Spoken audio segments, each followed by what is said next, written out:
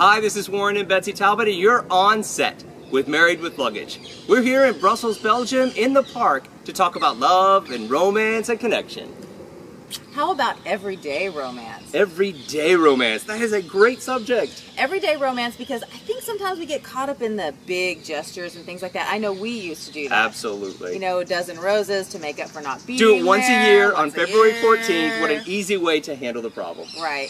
And what we've learned about this, and we talked about this a little bit in the book, is that you have to bring those big goals down to your day-to-day. It has to be in your calendar, which I know doesn't sound very romantic. And this is where it leads into the question that we got this week. Yes, we got a question from Annie this week who wants to know how to stay connected with her husband when they're so busy in their lives. Everything's basically okay, Right. but they're just not feeling connected, and you know, we can identify with that. Yeah, but early on in our relationship, we wrote about this in the book as well, that we had a lot of problems, and it was because we were not putting our relationship first. We had other priorities, like our career and everything else, and so we did those things first, and over time, we slowly drifted apart. Yeah, our relationship fell to the last of the list, and I have to admit, it even happens these days. I mean, sometimes we get really busy with a book, we get really busy, you know, traveling or whatever it is that we're doing, and sometimes the relationship falls behind, and then we start snipping. Yeah. And that's how you know it's beginning. Yeah. So we've come up with a solution, at least for us, and we think you're gonna like it. It's the romance bucket list. And I know this is gonna sound horribly geeky, but the idea is we make time for romance. And so we sat down and made a list of 52 items that were romantic that we wanted to do together. Now, they were our definition of romantic. Correct. Maybe not anyone else's. No, I don't think everybody wants on that list. Yeah. But what we did with the list is we actually put it into our calendar and said, on these days we're going to do these things. And so we're pretty much checking off this list, and every day having some kind of moment of togetherness, which really could be 5 minutes. Yep. It could be all day. I mean, it depends on what the activity is, but all of those things are bringing us closer and closer together. And, you know, you probably could expect us to do something nerdy like this. I mean, we are the ones who have the annual love contract. I mean, we're probably the most unromantic romantic people out there, but this works. This does work, and you are here with us on one of our romantic items, which is to walk through the park early in the morning and enjoy some time. So welcome to our romance. Now, what are some of the things we've done since we started this? We're on this book tour, and we decided to do all of these 52 items. What have been some of your favorites?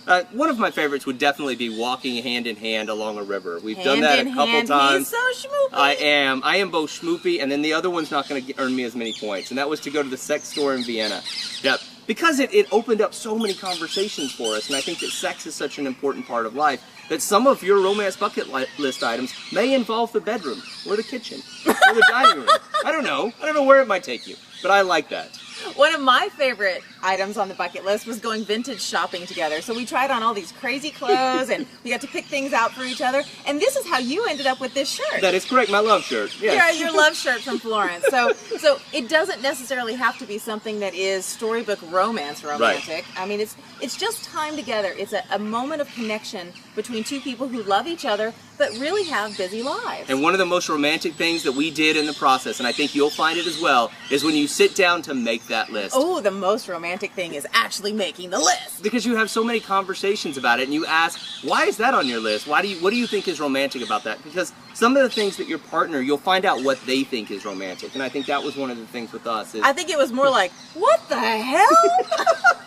No, I'm kidding. My list was interesting, if you will. Yeah. Not everything is definition of romantic, that storybook romance, but for us it works, and we think this process will work for you. Now, one of the things we're doing is we're putting our 52 item list into a list. Yes. And we'll be sending it out to our newsletter subscribers after our book tour is done. So if you want to find out what we've been doing, then you can certainly do that. Well, you can also use it as your own list. There's one item for every week of the year.